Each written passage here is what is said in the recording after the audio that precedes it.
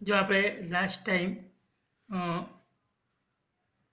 દાખલા નંબર કયો 4 જોયો હતો, દાખલા નંબર 5 ઉપર જુઓ. બરાબર છે. 5મો દાખલો છે a બરાબર 1 અને b બરાબર 3 લઈ વિધેય fx બરાબર x નો ઘન 5x નો વર્ગ માઇનસ 3x માટે બરાબર શું કહે છે, સૌરતંત્ર લીબી પર મધ્યકમાન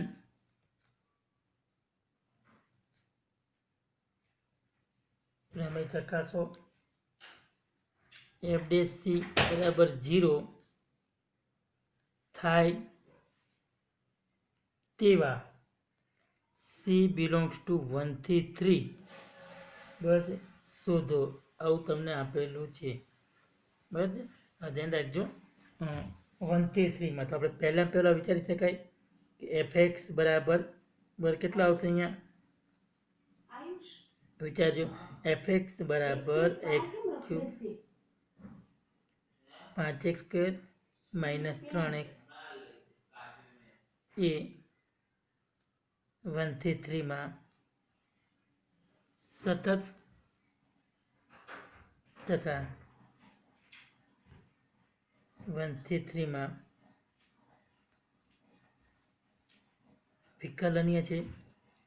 બરાબર છે. પછી f1 નું મૂલ્ય શોધો તો 1 માઇનસ 5 માઇનસ 3 એટલે માઇનસ 7, 1 માઇનસ 5 માઇનસ 3 એટલે માઇનસ 7. પછી બીજું આવશે f ઓફ કેટલો આવશે 3 તો 27 માઇનસ 5 ઇન્ટુ 9 માઇનસ 9 બરાબર છે. 3 તરી 9 જ આવશે ને તો 45 54 એટલે કેટલા આવશે માઇનસ 27. બરાબર છે. બંને સરખા નથી. સી બિલોંગ્સ ટુ 1 થી 3. અહીંયા સતત લખો ત્યારે સૌરતંત્ર લખવાનો છે મોટો અને વિકર્ણ લખો ત્યારે નાનો અંતર લખવાનો છે. બરાબર, આ યાદ રાખજો ખાસ. બરાબર, 1 થી 3 માટે આપણે પાસે શરત શું હતી, f' બરાબર f of 3 minus f of 1 upon 3 minus 1 બધી જ કિંમતો મૂકો તો તમારી પાસે જે સૂત્ર હતું એમાં f' એટલે અહીંથી ગણતરી કરીએ તો વિકલ્પ શું આવશે 3x square minus 10c minus 3. બરાબર છે. તો અહીંયા આવશે 3x square minus 10c minus કેટલા આવશે 3 ઇઝ ઇક્વલ ટુ. હવે આપણે મૂલ્ય કોનું શોધવાનું હતું તો તમારી પાસે હતું પહેલાં f of 3 minus f of 3 minus f of 1 upon 3 minus 1. f of 3 તમારી પાસે કેટલા હતા માઇનસ 27 માઇનસ 7 અપોન 3 માઇનસ 1. ફરી 1 સેકન્ડ રિપીટેશન. કેટલો આવશે માઇનસ 27 3 માટે 1 માટે માઇનસ 7 અને તમારી પાસે આગળ 3 માઇનસ 1 થી આવશે. ટોટલ આ રીતની કિંમત તમને મળે છે. હવે બધી કિંમતો જોઈએ તો આ કિંમત કેટલી આવી તો આપણી પાસે ટોટલ અને જવા દો તો 3c square minus 10c minus 3 is equal two minus 20 થશે ને. વિચારો માઇનસ 27 પ્લસ 7 એટલે માઇનસ 20/3 એટલે માઇનસ 10 અને આ સાઈડ લઈ જઈ તો 3c square minus 10c plus કેટલા આવશે 7 ઇઝ ઇક્વલ ટુ 0 તો ભાગ ઇનાઇટ પડશે 3c square minus 7c minus 3c plus 7 is equal to 0. Total આ બંનેમાંથી કોમન આવશે c, આ બંનેમાંથી કોમન આવશે માઇનસ 1. અહીંયા આવશે 3c minus 7 is equal to 0. બરાબર છે. હવે તમને આપ્યું છે તો c is equal to 1 or c is equal two 7/3. હવે તમે અહીંયા જો અંતર તમને કયો આપ્યો તો 1 થી 3 આપ્યો છે. 1 થી 3માં આ ન આવે. c is equal to 1 does not belongs to close open inter 1 to 3. આપણે વિરુદ્ધ અંતરાલ લેવાનું. વિરુદ્ધ અંતરાલ 1 થી 3માં કિંમત આવતી નથી માટે c ની કિંમત 7/3 જે 2થી મોટી છે 3થી નાની છે, એટલે 1 થી 3 માં આવી જાય. બરાબર છે, આપણે યાદ રાખવાનું. બરાબર, એના પછી આગળ દાખલો જોઈએ, દાખલા નંબર 6. બરાબર છે, પણ એક આપણને પ્રશ્ન વધારે પૂછ્યો છે. કયો પ્રશ્ન વધારે પૂછે તો તમે જો આવું લખ્યું છે કે સી બિલોંગ્સ ટુ 1 થી 3 માટે એફ ડેશ સી થાય 0 થાય તેવા બિંદુ શોધો. બરાબર છે, એફ ડેશ સી 0 થાય તેવા બિંદુ એટલે F dash C is equal to 0. F dash C એટલે આપણે હમણાં શોધ્યું હતું 3c² minus 10c minus 3 is equal to 0. બરાબર છે, તો અહીંથી આપણે ગણતરી કરીએ તો કયા બિંદુ આવે જો 3c² minus 9c minus c minus 3 is equal to 0 થશે.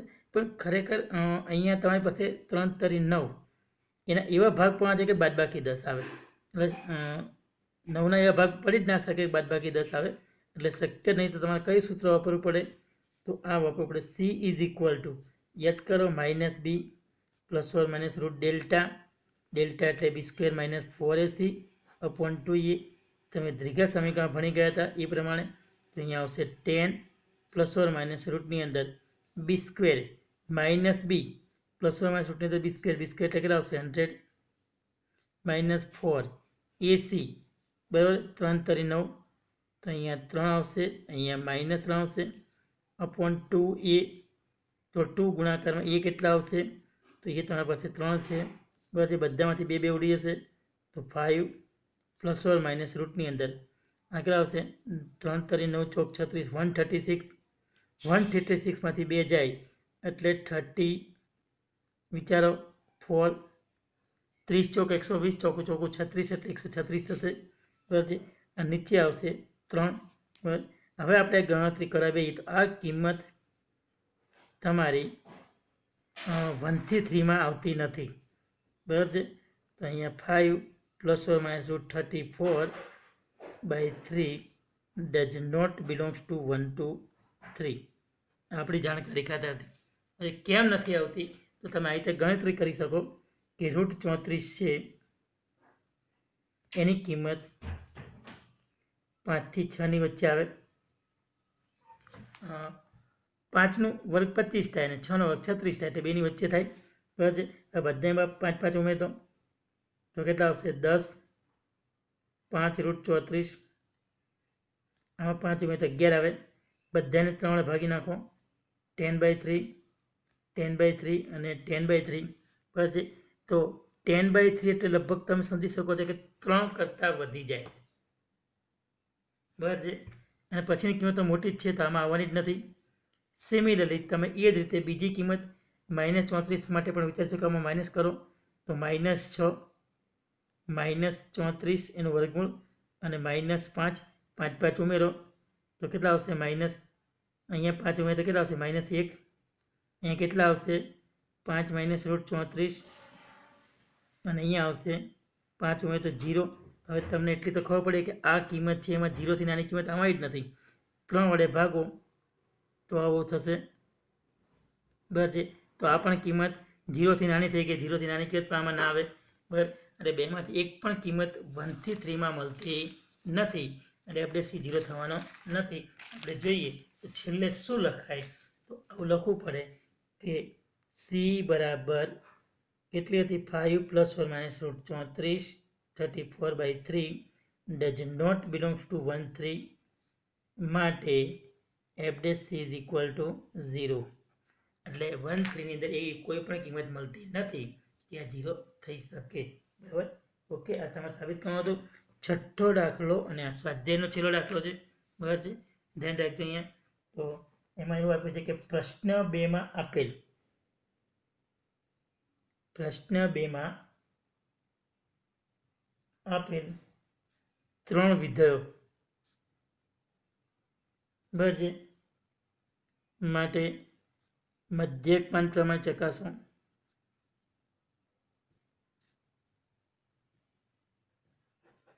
પહેલો પ્રશ્ન કયો હતો યાદ કરો, fx is equal two box x હતું, x બિલોંગ્સ ટુ 5 9. આમાં મધ્યકમાન પ્રમાણે લાગુ પડી શકાય નહીં.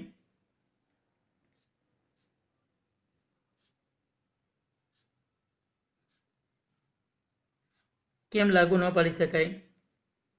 કારણ કે બોક્સ એક્સ એ 5 થી 9 સતત નથી તથા વિરુદ્ધ અંતરાલ 5 થી 9 વિકલનીય નથી. આવું આપણે અગાઉ ભણી ચૂક્યા હતા, બરાબર છે. એટલે એના આધારે આપણે રોલનું પ્રમેય લાગુ પાડી શકાય નહીં. સતત કે વિકલન હોવું જ જોઈએ તો જ લાગુ પડે. બીજું કંઈક આવું હતું, fx is equal two box x, યાદ કરજો, x બિલોંગ્સ ટુ -2 થી 2. સેમ આની આ જ રીત, બરાબર છે. તો આમાં પણ મધ્યકમાન પ્રમેય લાગુ પાડી શકાય નહીં.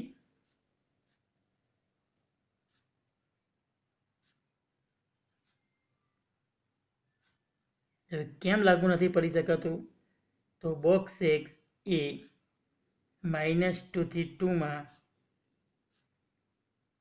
સતત નથી તથા -2 થી 2 વિરુદ્ધ અંતરાલમાં વિકલનીય નથી, બરાબર છે.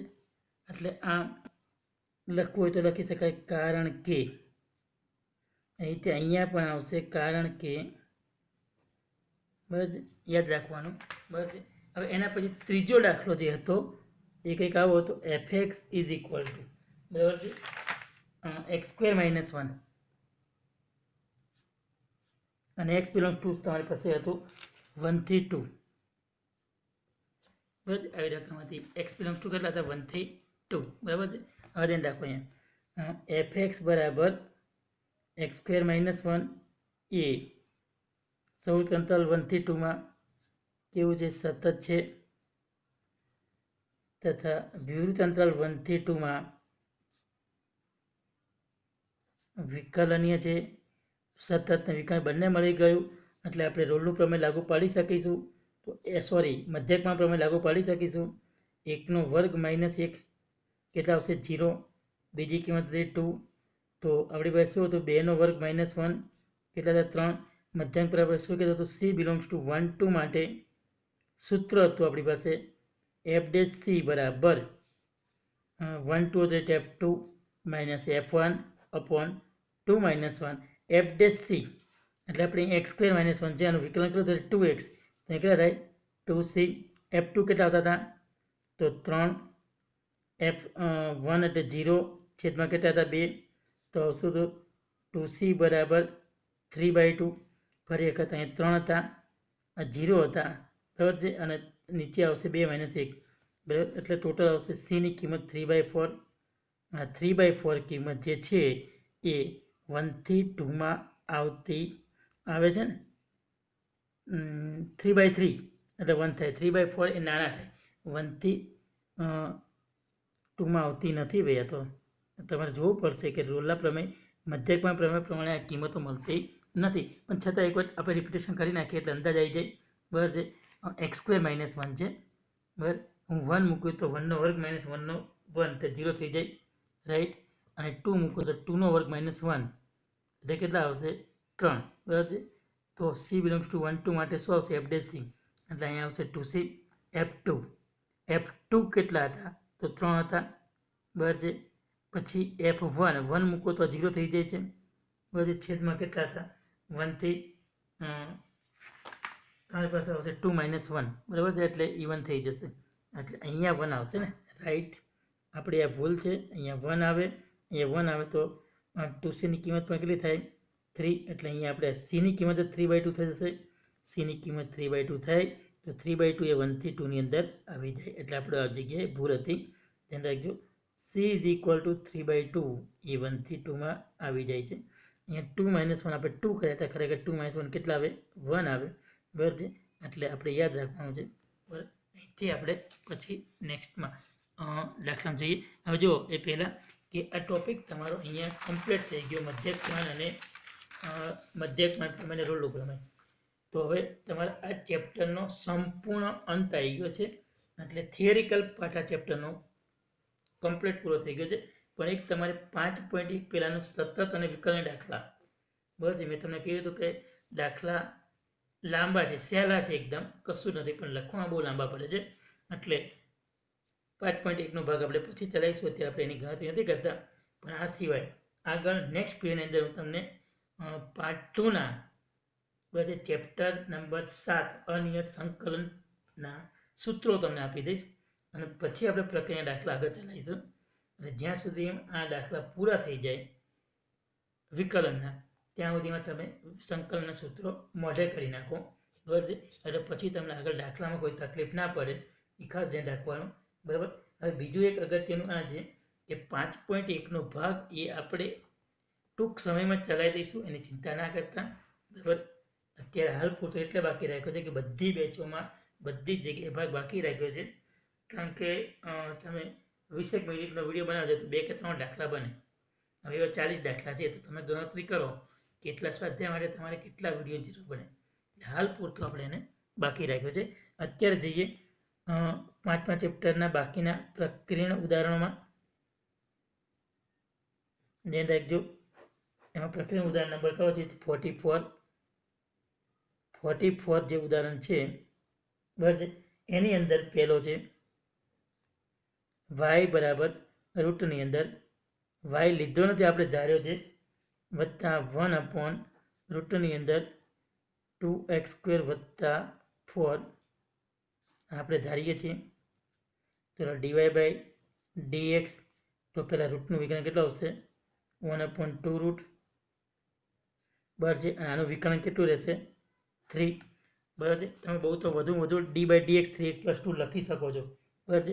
આવું લખવું હોય તો લખાય d/dx 3x + 2 અને અહીંયા વિચારો આ -1/2 નીચે છે ઉપર -1/2 થાય તો -1/2 એટલે આગળ 2x² વત્તા 4 એની કેટલી આવશે -1/2 -1 અને બાજુમાં 2x² વત્તા 4નું વિકલન આવશે. અહીંથી ગણતરી કરીએ તો ઉપર આનું વિકલન 3 થશે નીચે આ 2 થશે આનો આવશે રૂટની અંદર 3x + 2 આ ભાગ આપણો પૂરો થઈ ગયો.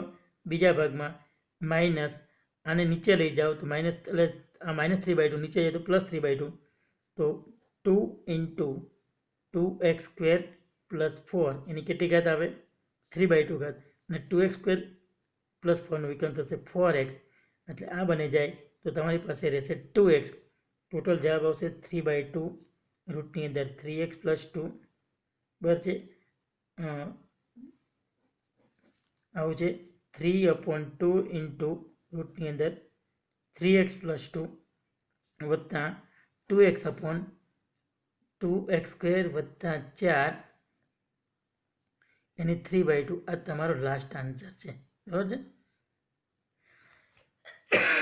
એના પછી આગળ જોઈએ બીજા દાખલા તરફ જઈએ. એક્ઝામ્પલ નંબર 2 આમાં e⁻² y બરાબર અને બીજું છે 3 cos - x. હવે આ ટાઈપના સ્ટેપો તમારે જાતે લખતા શીખી જવાનું બરાબર અને તમને આવડી જશે બહુ કંઈ છે નહીં. અહીંયા માઇનસ નિશાનીથી યાદ રાખજો. હવે ઓકે આપણે અહીંથી આગળ વધો.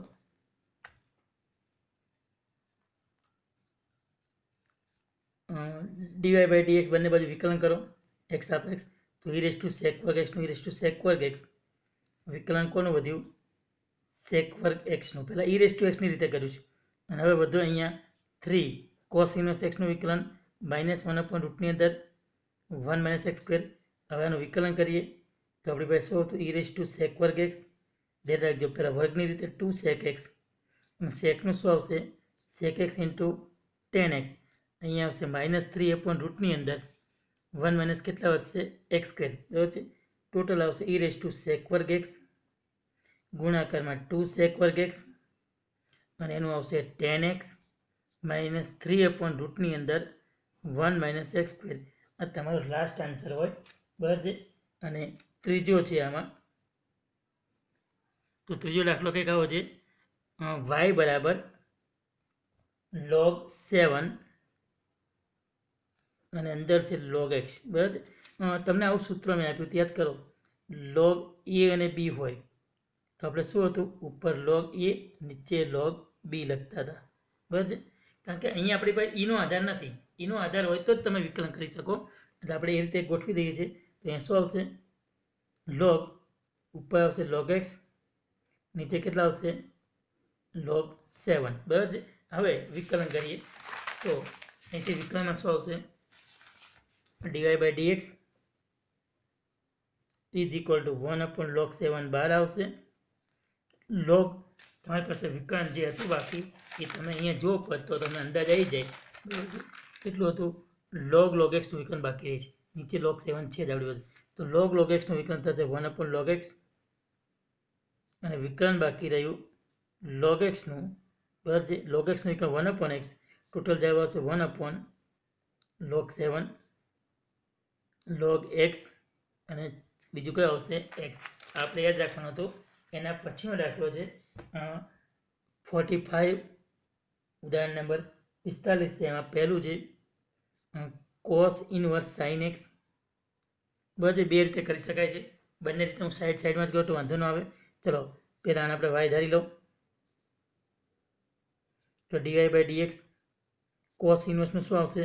-1 રૂટની અંદર 1 માઇનસ x સ્ક્વેર, એક્સની જગ્યાએ સાઇન સ્ક્વેર એક્સ. વિકલન વધ્યું કોનું? સાઇન એક્સનું. અહીંથી ગણતરી કરીએ -1 cos x. આ cos થઈ જાય. સાઇન એક્સનું વિકલન કેટલું થાય? cos. ટોટલ જવાબ -1. બીજી રીત કરવી હોય તો આની યાદ રીતે y બરાબર cos ઇનવર્સ સાઇન એક્સ. બરાબર, આપણે આ ધારેલું છે એ તમને ખબર જ છે. તો બરાબર cos ઇનવર્સ સાઇનને કોસમાં ફેરવી દો. cos π/2 minus X. બરાબર છે. cos ઇનવર્સને કોસને કીધું વધશે કેટલા? π/2 minus x.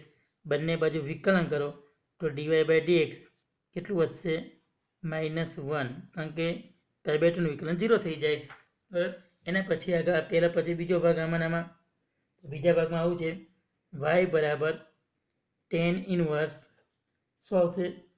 sin x upon 1 + cos x. બરાબર છે. આવી રકમ આપી છે. તો y બરાબર tan ઇનવર્સ. ચલો sin x નું સૂત્ર શું હતું પહેલાં વિચારી લો. sin x નું સૂત્ર કંઈક આવું હતું 2 sin x/2 cos x/2 અને 1 + x નું સૂત્ર હતું 2 cos square x/2. અહીંથી 2 ગયા, cos જાય. બરાબર છે. તો શું મળશે? tan inverse tan x/2. Total આવશે 10 ને 10 ગયા એટલે વધ્યા કેટલા? x/2. તેથી dy by dx. બરાબર છે. dy by dx કેટલા આવશે? ધ્યાન રાખજો 1/2.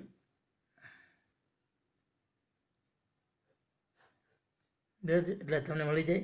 નંબર 3 ત્રીજો દાખલો છે y બરાબર, ધ્યાન રાખજો દાખલો લાંબો છે. સાઇન ઇનવર્સ આવું આપ્યું છે 2x + 1 છેદમાં આપણે નીચે રકમ લખી દેખાતી નથી બરાબર અહીંયા. એટલે y બરાબર સાઇન ઇનવર્સ 2x + 1 અને છેદમાં 1 + 4x. આવી રકમ છે તમારી. બરાબર. હવે એમાંથી આપણે આગળ ગણવા જઈ રહ્યા છીએ. ધ્યાન રાખજો. તો અહીંથી આગળ વધીએ. સાઇન ઇનવર્સ આના બે ભાગ પડે, 2 ની 1 ઘાત ને 2 ની 1 ઘાત એટલે 2 ગુણાકારમાં 2 ની 1 ઘાત છેદમાં 1 પ્લસ અહીં કેટલા આવશે? 2x². ધ્યાન રાખજો અહીંયા તમને ખાલી જાણકારી ખાતર કે 4 ની x ઘાત છે તો 2 ની 2 ઘાત અને x લખાય. x ને અંદર લઈ જાઓ, 2 ને બહાર લઈ જાઓ, 2 ની 1 ઘાત અને 2. ઘાતાંકના નિયમમાં બધું શીખવાડ્યું હતું પણ આપણે આ જાણકારી ખાતર બરાબર પરીક્ષામાં આવી બધું લખવાની જરૂર નથી. ડાયરેક્ટ આ લખી શકાય. આ જોઈ શકાય કે જો 2 ની x ઘાત તરીકે હું tan θ લઉં તો sin 2θ નું સૂત્ર થઈ જાય. બરાબર. એટલે હું એ પ્રમાણે આદેશધારી ધ્યાન રાખજો. તો શું કરું છું અહીંયા 2 ની x ઘાત = tan θ લેતા તો આપણી પાસે y બરાબર શું મળશે? સાઇન ઇનવર્સ 2 ની x ઘાત એટલે tan θ.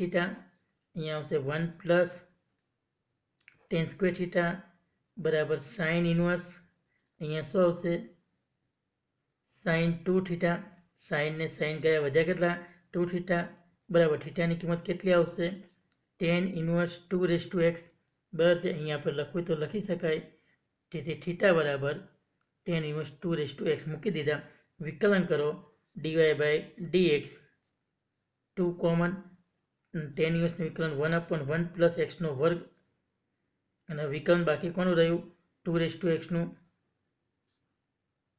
તો ટોટલ મળશે 2x નું વિકલન 2x log 2 અને છેદમાં 1 પ્લસ 4 x ઘાત. બરાબર છે. હમણાં જ આપણે ગણ્યું હતું કે 2x નો વર્ગ એટલે 4x થાય. ટોટલ ગણતરી કરો તો 2x પ્લસ 1 આ બે ભેગા કરીએ ગુણાકારમાં log 2 અને છેદમાં 1 પ્લસ 4 x ઘાત. આ તમારો છેલ્લો જવાબ મળી જાય. બરાબર છે. એટલે આ રીતે તમને જવાબ મળે છે. બાકી આપણે નેક્સ્ટ પીરિયડની અંદર